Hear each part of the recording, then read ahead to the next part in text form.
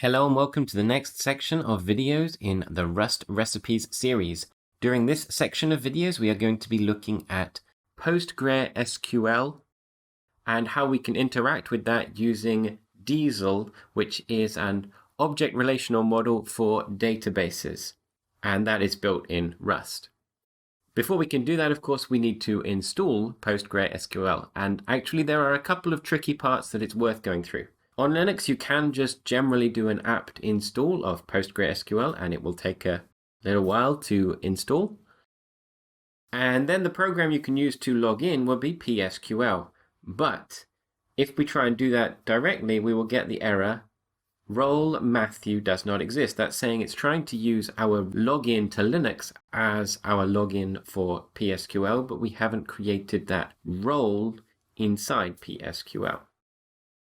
Now, PostgreSQL has a role called Postgres, which is basically its admin, and it creates that role when it's started. So to log in as that, we can use sudo-u to change our user to Postgres, and then run the program PSQL. From here, you can see some help options by typing help, or you can get extra information by typing / and then any of these options here, and they will bring up a useful bit of information for things that you can do.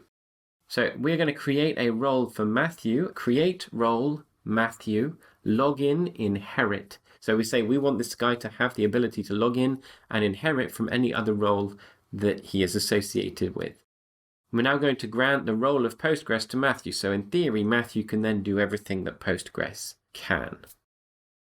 This now means that Matthew exists as an account, and we should be able to log in directly without needing to go in via superuser as another user on the system.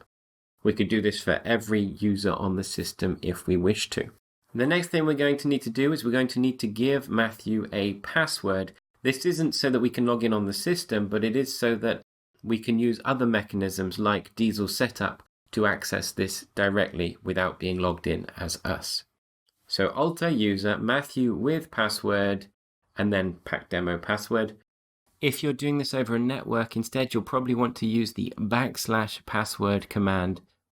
So I tried to log into PSQL, but unfortunately the database Matthew doesn't exist. So now we're going to log back into PSQL as Postgres, and we're going to create a new database called Matthew, because the default database anyone's going to log into is the database with their own name. You actually don't need to do this because you can just log into whatever database you choose to create.